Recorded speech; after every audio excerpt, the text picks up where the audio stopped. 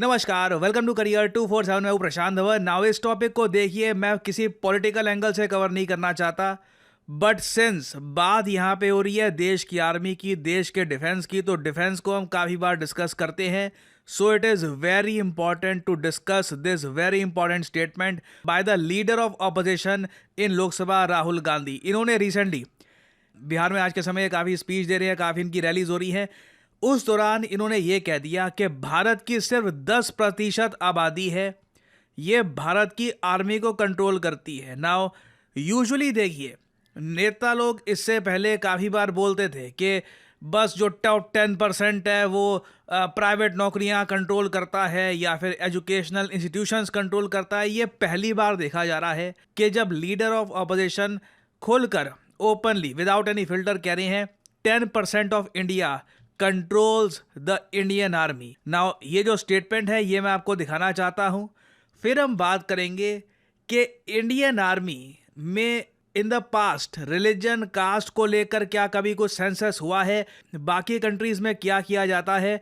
क्योंकि अगेन यहाँ पे अगर ये टॉपिक भारत में डिस्कस होने लग गया और इवेंचुअली भारत की आर्मी में भी हम कोई कास्ट या रिलीजन का सेंसस करवाते हैं पता करवाने के लिए कि जी देश की आर्मी में कौन कौन से लोग हैं, बेसिकली देश की आर्मी में किस रिलीजन किस जाति के लोग ज़्यादा हैं, तो उससे इवेंचुअली देश कहाँ जाएगा। This is a very important topic. Now सबसे पहले तो राहुल गांधी की जो क्लिप है ये मैं आपको दिखाना चाहता हूँ। 90% लोग समाज के अति पिछड़ा पिछड़ा दलित आदिवासी से आते हैं, मगर अगर आप देश को देखें, और मैं 2-3 उदाहरण देता हूं।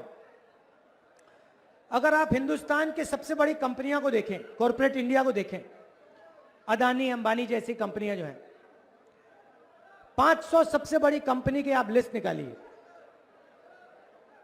और इसमें पिछड़ा अति पिछड़ा दलित महादलित अल्पसंख्यक आदिवासी को ढूंढ के निकाल दीजिए, आपको कोई नहीं मिलेगा, आपको एक नहीं मिलेगा। सारे के सारे 10% आबादी में से आते हैं। सारा बैंक का धन उनको जाता है, सारी नौकरियां उनको जाती हैं, ब्यूरोक्रेसी में उनको जगह मिलती है। आप जुडिशरी देखिए, वहां भी उनको सब मिलता है। सेना में उनका कंट्रोल है, सेना में उनका कंट्रोल है ना। ये स्टेटमेंट देखिए बहुत ही ज़रा मैटर करती है, क्योंकि इंडियन आर्मी, एयरफोर्स, नेवी, हमारी मिलिट्री को ओवरऑल आप अगर देख लीजिए, यहाँ पे कोई भी आपको रिजर्वेशन नहीं मिलेगा। भारत की मिलिट्री कास्ट न्यूट्रल है, यहाँ पे सिर्फ मेरिट बेस्ड काम होता है। कोई किसी भी रिलीजन का हो, किसी भी कास्ट का हो, उसे अपने बलबूते पर अगर वो क्वालिफाइड है मिलिट्री में नौकरी मिल जाती है और वो सर्व कर सकता है भारत को। और एक बहुत ही इंटरेस्टिंग बात मैं आपको ये बताऊं, इंडियन मिलिट्री जब ब्रिटिश इंडियन मिलिट्री हुआ करती थी, 1947 से पहले की मैं बात कर रहा हूं, तब ब्रिटिशर्स काफ़ी बार इंडियन सोल्जर्स का कास्ट सेंसस, रिलीजियस सेंसस करवाते थे, ताकि एक बार को मिलिट्री बटी रहे, म्यूटनी ना हो जाए। बट जैसे ही भारत आज़ाद हुआ, पहला काम हमने ये किया, आर्मी में कास्ट सेंसस, रिलीजन सेंसस खत्म कर दिया। ऑल्दो आप कह सकते हैं कई रेजिमेंट्स हैं हमारे, वहाँ पर रिलीजियस आइडेंटिटी दिखती है। For example Sikh regiment exist करता है, बट आप देखोगे सिख रेजिमेंट में भी काफ़ी बार वेरियस और रिलीजन के लोग भी सर्व करते हैं। ये जो नाम है Jat regiment, Sikh regiment etcetera etcetera, ये काफ़ी हद तक एक लेगेसी के पार्ट हैं। ऐसा नहीं है कि इंडियन आर्मी स्पेसिफिकली रिलीजन या फिर कास्ट के बेसिस पर रिक्रूटमेंट करती है। So this is a very important thing. और ना सिर्फ भारत में, आप यूएस में भी देख लीजिए, कभी भी सोल्जर से उसका रिलीजन नहीं पूछा जाता। कोई इनके पास डेटा नहीं है यूएस में जो रिलीजन या फिर कलर के बेसिस पर जनगणना करे अपनी मिलिट्री की, क्योंकि वहाँ पर भी वो कहते हैं कि we are race neutral, gender neutral, अगर कोई सोल्जर अपना रिलीजन बताता भी है तो उसका यूज बस इसलिए किया जाता है कि कल को अगर वो ड्यूटी करने के लिए जा रहा हो तो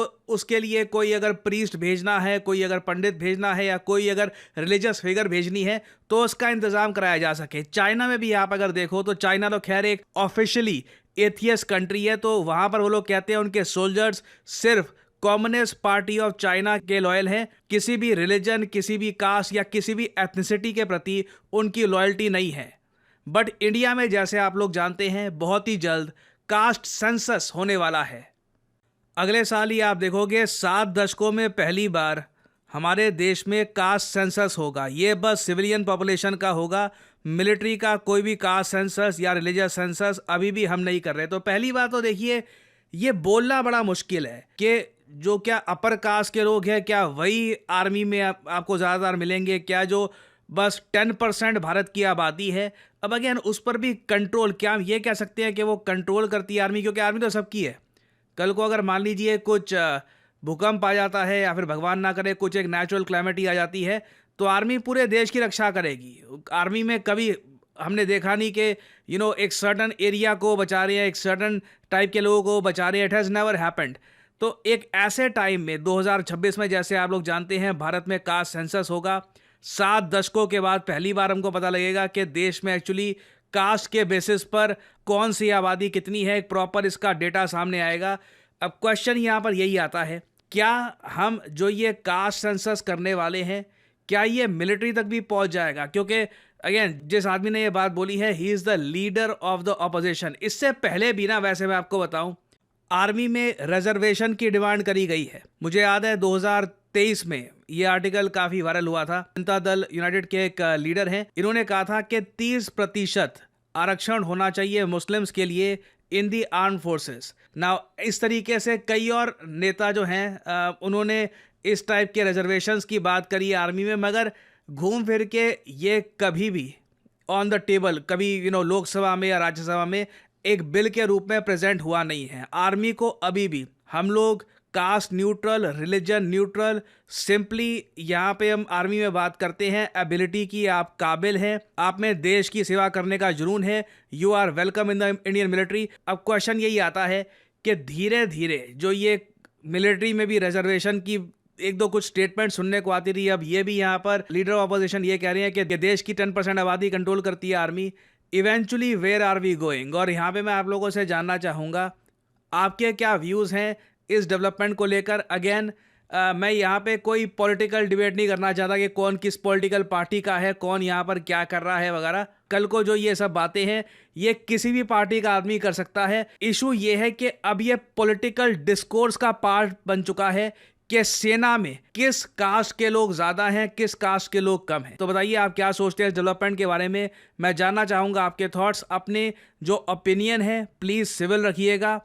आप कोई अगर ज़्यादा पॉलिटिकल तरीके से आप कमेंट करेंगे तो जो मॉडरेटर्स हैं ये हो सकता है कि आपको बैन भी कर दे। सो प्लीज़ आप सिविल तरीके से कमेंट करिएगा।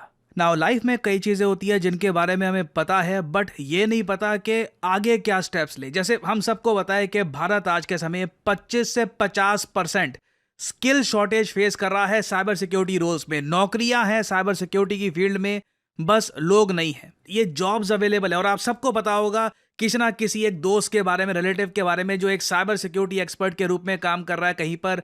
इनिशियली 8 लाख रुपए और फिर जैसे जैसे साल बीतते रहे तो पर एनम 20 से 25 लाख रुपए कमा रहा है। Now how do you get there? How do you eventually get there? अगर आप इस वक्त बीटेक, बीएससी, बीसीए, एमटेक कर रहे हैं तो करियर 247 का साइबर सिक्योरिटी फोर्स आपको वो इंपॉर्टेंट नॉलेज और क्वालिफिकेशन दे सकता है जिससे आप अपना करियर बिल्ड कर सकते हैं इन साइबर सिक्योरिटी। और यहाँ पर मैं सिर्फ टेक्निकल बैकग्राउंड के लोगों की बात नहीं कर रहा।